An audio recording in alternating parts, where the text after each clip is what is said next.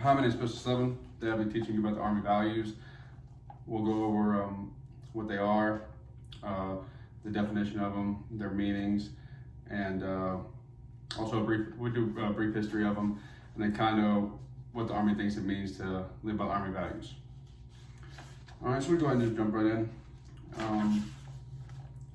There's 7 Army values. The first one is loyalty, followed by duty, respect, selfless service, honor, integrity, and personal courage. Now we're just going to give you, we go into what each of them mean. Loyalty means to bear true faith and allegiance to the U.S. Constitution, the Army, unit, and other soldiers.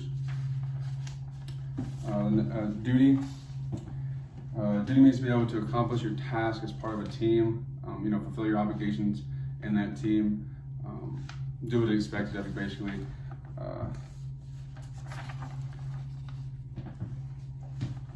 Next is respect.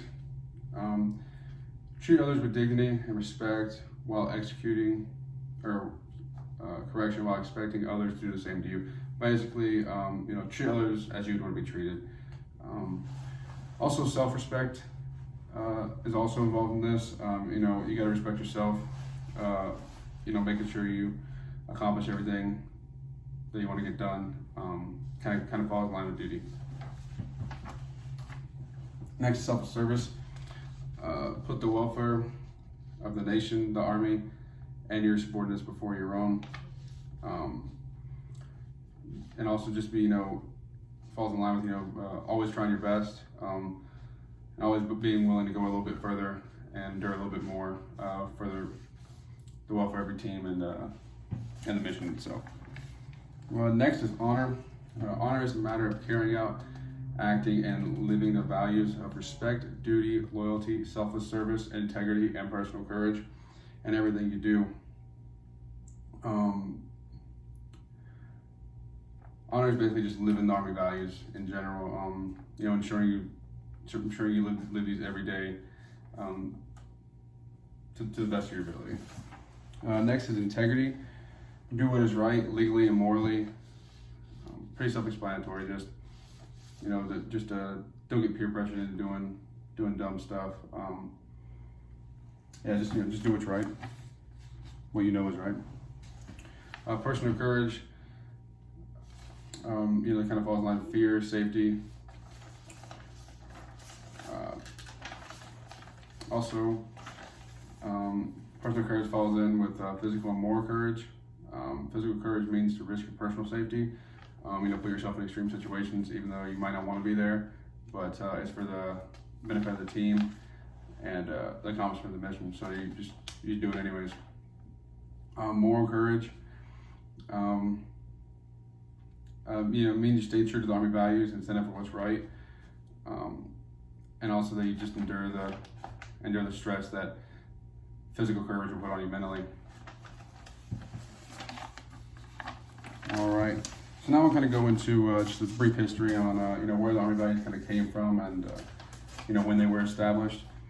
So the Army's values date back to 1778, when Brandon von Stevue established the attributes of what a non-commissioned officer should have.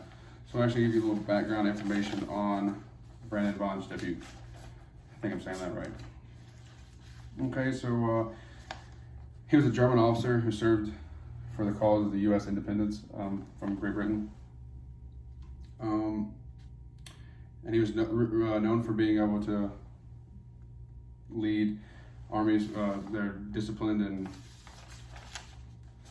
great at fighting. The modern drill companies that Stevue formed and commanded was copied throughout the ranks. He actually wrote regulations for the order and discipline of troops, which actually served as the United States blue book, kind of, all the way up until 1892, and this is actually written, and he actually wrote them in 1778, so it's a pretty long time. Anyways, so just a little bit of background information on him. So the Army actually didn't adopt these values. as they're listed in AR 600-1, -100 until actually 1995. And even though it was encouraged that every soldier lived by these guidelines, it wasn't actually enforced until March 8th of 2007. The Army actually made it mandatory for each soldier to live by these guidelines, whether they're in uniform or not.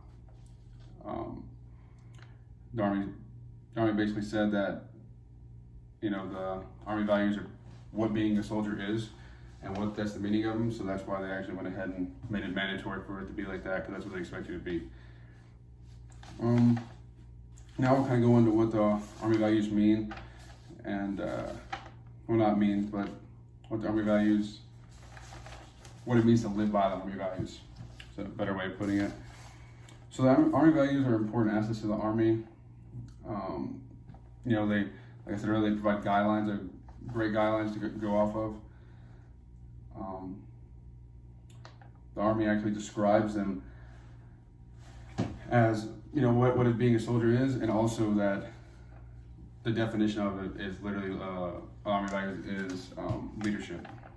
So it gives a great example of, especially for the junior enlisted soldiers, and I mean even the NCOs, of what they should go off of to be a leader of what the Army actually wants. So basically, it's just a good common ground for the Army, so it helps ensure that no matter what rank you are, you have a good guideline of what to go off of how you're supposed to act, and how the Army actually wants you to act as a soldier, and even in your personal life, whether you're in uniform or not.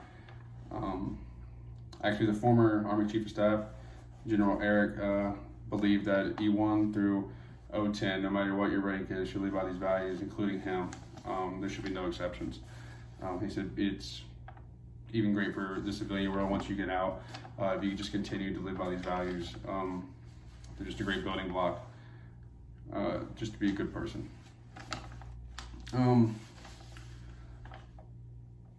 So basically, in conclusion, kind of went over, what the Army values are, brief definition of them.